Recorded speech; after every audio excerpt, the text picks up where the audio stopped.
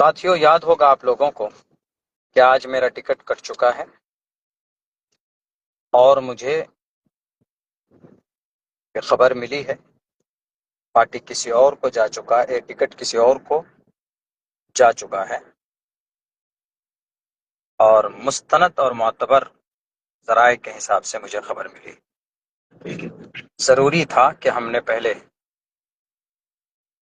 उसके मेंबरशिप से इस्तीफ़ा देना था, तो इसलिए मैंने आज सबसे पहले हमने इस्तीफ़ा पेश किया है। अब मैं AIMIM का मेंबर नहीं हूँ। अब तक तो हमारे पास ऑप्शन नहीं था कि हम लोग ऐसे ही बैठे रहते थे कि चलो, अब तक हम लोग ये समझते थे कि अरे इसको वोट करेंगे तो वो जीत जाएगा, उसको वोट करेंगे तो वो हार जाएगा, लेकिन कभी हमने नहीं सोचा कि हम भी जीत सकते हैं। हम भी जीत सकते हैं ना, एकदम जीत सकते हैं। आप कहेंगे कि मौलाना, आप में से बहुत से लोग हमारे पुराने जो हैं वो बैठते हैं चाय की दुकान में, कहते हैं कि मौलाना क्या कीजिएगा, अगर ज्यादा से ज्यादा मेहनत कीजिएगा, हाथ पैर चलाइएगा तो आपको पूरे सीमांचल में से 15 सीट मिल जाएगी। यही कहते, 15 सीट में तो सरकार नहीं बना लेंगे आप। शायद उनको सियासत का ज्ञान नहीं है।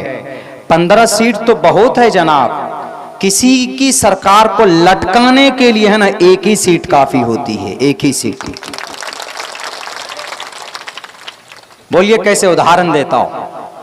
कर्नाटका में किसी जमाने में बीजेपी और कांग्रेस इन सब के अलायंस से चुनाव लड़ा जा रहा था। बहुत जल्दी आने वाले हैं सदर साहब आपके इस दहलीज पर, आपके इस दयार पर। तो वहां पर इलेक्शन हुआ। इलेक्शन होने के बाद बहुजन समाजवादी पार्टी मायावती का एक कैंडिडेट जीता, उसका एक विधायक जीता, बाकी सब बीजेपी अलायंस के और कांग्रेस के साथ। अब एक सीट इसके पास है, एक विधायक। सरकार बनाने के लिए बस एक ही विधायक की जरूरत है, बीजेपी को भी और कांग्रेस को भी। अब दोनों देखिए सरकार नहीं बना पा रहे, क्यों? एक विधायक की कमी है अभी। एक विधायक किसके पास? मायावती के पास। अब दोनों सर झुकाकर मायावती के पास आए कि बहन हमारी सरकार बना दीजिए। तुम बहन मायावती ने कहा कि कोई बात नहीं, सरकार बना देंगे, आपको गद्दी मिल जाएगी, लेकिन मेरी 2 शर्तें हैं। देखिए शर्तें रख रही है सरकार बनाने के लिए, 2 नहीं 3 शर्तें मानने के लिए तैयार है। मोहतरमा आप हमें सिर्फ सपोर्ट कर दीजिए। क्या क्या शर्तें हैं? का सबसे पहली शर्त तो यह है कि जितने भी हमारे, मायावती जी चमार बिरादरी से आती, चमार बिरादरी को नापाक समझा जाता है, नापाक छूत मानते हैं, अछूत मानते, शूद्र मानते, शूद्र यानी नापाक, अनटचेबल, उसको टच नहीं कर सकते, अगर टच करेंगे तो नापाक हो जाएंगे, ब्राह्मणों का मानना।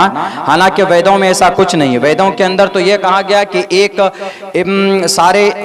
सारे एक ही परमात्मा की औलाद है, सब एक है। कोई अगर नापाक होता है तो अपने अमल से नापाक होता है। कोई आदमी फिजिकली बॉडी किसी की नापाक पैदा नहीं की जाती, बल्कि अब उसका अमल बेकार होता, अमल गंदा होता। मिसाल के तौर पर हमारे यहाँ कोई बहुत बड़ी नस्ब का सैयद है, लेकिन क्या सैयद की वजह से वो जन्नत चला जाएगा? नहीं, बल्कि उसका अमल भी टटोला जाएगा। सैयद है नाम का, लेकिन अमल गंदा है, शराब पीता है, जिना करता है, तो अमल नापाक है।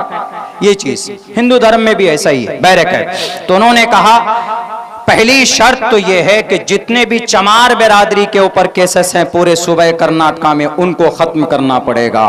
का डन, मानने के लिए तैयार। कहा कि जो सबसे बड़ी मिनिस्ट्री होगी वो मिनिस्ट्री देना पड़ेगा मेरे विधायक जी को। ये 2 बातें मानने के लिए तैयार। अगर नहीं मानोगे तो हम समर्थन नहीं करेंगे, तुम्हारे अपोजिशन को समर्थन कर देंगे। अब देखिए उनको झक मार कर मानना पड़ा, उनकी समर्थन, उनकी शर्तें माननी पड़ी। एक सीट लेकर मायावती अपने चमार बिरादरी की तकदीर बदल सकती है। तो ऐसी सीमांचल वालों, अगर तुम्हारी 15 सीट आ गई तो आप क्या तेजस्वी को नहीं लटका सकते? पटना में लटका सकते हैं। सीमांचल के लिए जो धारा 371 और 74 के तहत 32,000 करोड़ का पैकेज जो लेकर बैठा हुआ है, हमारा सीमांचल गरीब है, सैलाब की वजह से हमारा सीमांचल बदहाल है, एक्सपोर्ट इंपोर्ट नहीं होता है, फैक्ट्रियां नहीं है। अगर इस धारा के तहत अगर आपका विधायक होगा तो वहां पटना के अंदर बैठकर उनके हलक से निकालकर आपका हक आप तक पहुंचाएगा। अभी अख्तरुल ईमान तने तनहा है, इन्होंने 800 साढ़े 800 करोड़ रुपए का काम किया है। अगर ये 5 लोग होते तो तेजस्वी की नींद हराम करते और नीतीश कुमार की भी नींद हराम करते। तो इसीलिए सरकार बनाने के लिए 75 सीट 100 सीट की जरूरत ही नहीं है। अरे आप 15 सीट 10 सीट लेकर अपना हक ले सकते हैं। अगर आप 10-15 इतनी मार्जिन से सरकार अटक जाती ना, तेजस्वी किस लिए रुका? 12 या 13 सीट चाहिए उसको। लेकिन अगर 12 सीट हमारे पास होती तो तेजस्वी आता कि अख्तरुल ईमान साहब, बैरिस्टर साहब, जरा हमें सपोर्ट कर दीजिए, तो हम कहते कि ठीक हम तैयार हैं, लेकिन सीमांचल का जो इंसाफ बनता वो दीजिए, है कि नहीं?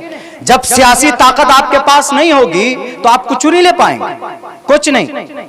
और हम लोग यहाँ पता नहीं, अरे सेक्युलर पार्टी फला, सेक्युलर पार्टी फला, कोई सेक्युलर नहीं है, सब धोखेबाज। इंडिया महागठबंधन सेक्युलर है। हम लोग बीजेपी को क्यों बुरा मानते? कि मुसलमानों को नहीं लेते अपने साथ, इसलिए बुरा मानते। मुसलमानों के धार्मिक जगहों को तोड़ते हैं, मुसलमानों की मॉब लिंचिंग करते हैं, इसीलिए मानते हैं। लेकिन एक बात बताऊं आपको, इंडिया महागठबंधन भी मुसलमानों की पार्टी को नहीं लेना चाहती है, तो बीजेपी में और इंडिया महागठबंधन में कोई फर्क नहीं। हमारे लिए दोनों एक ही थैली के तरह, एक ही सिक्के के दो पहलू। हम तो उनको अपना वफादार मानेंगे जो हमारे साथ हमारे मसाइल का हल करेगा। इसीलिए हम कहते हैं, हमारे लीडरान हमेशा से यही कहते हुए आए हैं कि मेरे साथियों, मेरे सीमांचल के लोगों, बस आपको एक प्लेटफॉर्म मिल चुका है मजलिस इत्तेहादुल मुस्लिमीन की शक्ल के अंदर। आने वाले अभी नहीं आए नहीं हैं, पता चल जाएगा, बैठ जाइए, इत्मीनान से बैठ जाइए। वो आएंगे, आप सबको खबर होगी। वो आएंगे, अपने महबूब लीडर बैरिस्टर असदुद्दीन अवैसी साहब को करीब से देखने का मौका मिलेगा। वो हमारे और आपके लिए आवाज बुलंद कर रहे हैं, इसलिए उनको समर्थन करना, इसीलिए उनको सपोर्ट करना हमारे लिए बेइंतहा जरूरी। इसलिए मुसलमानों, इस बार हम सब अपनी पार्टी का जो भी यहां से कैंडिडेट होगा, आंख बंद करके उनको समर्थन देंगे, अपना वोट देंगे कि नहीं देंगे? और जितने भी लुटेरे चले गए उन सबको भी सबक सिखाएंगे। इसीलिए सीमांचल की तकदीर बदलेंगे, और जो लोग सीमांचल के साथ जिन्होंने नाइंसाफी की है, उनको उनकी औकात याद दिलाने की और दिखाने की बहुत जरूरत है। अभी पिछले बार आपने 5 सीट जिताया था, इस बार सीमांचल की धरती से कम 15 होना चाहिए, ज्यादा से ज्यादा पूरी हो तो ज्यादा बेहतर। मेरे भाइयों, पटना में जो भी बैठेगा पहले आपके पास आएगा कि सीमांचल वालों, आज तक मुस्लिम नेताओं को कुर्सी नहीं मिलती थी पटना में, लेकिन एमआईएम के आने से उनको कुर्सियां मिली है। डर पैदा हुआ है कि एमआईएम वाले आ गए हैं। हमारे जो कि हाट के अंदर बड़े बड़े नेता कभी नहीं गए, वो कभी मैदान में नहीं गए माइक लेकर के हमको जिताइए, हमको समर्थन कीजिए, लेकिन आज पसीना बहाते हैं माइक लेकर। ये डर अगर किसी ने पैदा किया है तो मजलिस इत्तेहादुल मुस्लिमीन के आने की वजह से डर पैदा हुआ। जब तक आपकी सियासी क़यादत आप मजबूत नहीं करेंगे, सियासी लोग मैदान में नहीं आएंगे, आपका बच्चा बेटा सियासत के मैदान में नहीं आएगा, तो आपका वोट लेकर बिरयानी के मसाले के तरह आपका इस्तेमाल किया जाएगा। इसीलिए अब वक्त है तब्दीली लाने का। ये सीमांचल सियासत का गढ़ माना जाता है। पूरे बिहार के अंदर सियासी समीकरण की तब्दीली यहीं से होती।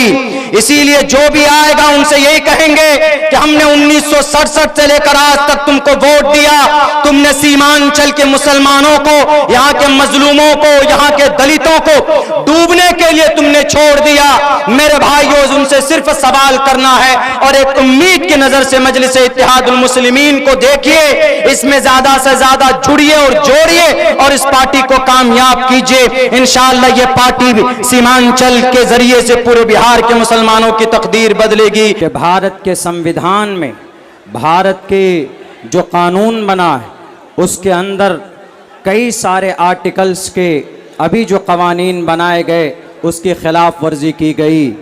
मुसलमान सबसे ज़्यादा सड़कों पर इसलिए वह अपने अक़ीदे को भी बचाना चाहता है और भारत के संविधान को भी बचाना चाहता है। मेरे भाइयों, नौजवानों, मुसलमानों, आप यकीनन इस वक्त आप मैदान में हैं। मुल्क हिंदुस्तान में अगर इस बिल के ख़िलाफ़ सबसे ज़्यादा जिस जमात ने बढ़ चढ़ कर हिस्सा लिया है उस जमात का नाम ऑल इंडिया मजलिस इत्तेहादुल मुस्लिमीन है। वहीं पर दूसरी जमातें भी बढ़ चढ़ कर काम कर रही, लेकिन इस उम्मत को अगर किसी ने बेदार किया है तो बैरिस्टर असदुद्दीन अवैसी साहब ने बेदार किया है, वरना 90% लोग नहीं जानते थे कि वक्फ क्या है और क्या कानून बना है।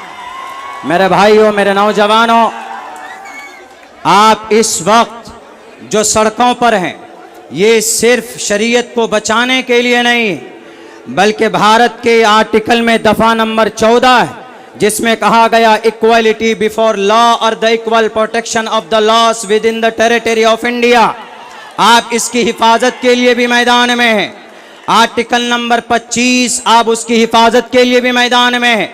Article number 15 prohibition of discrimination on grounds of religion.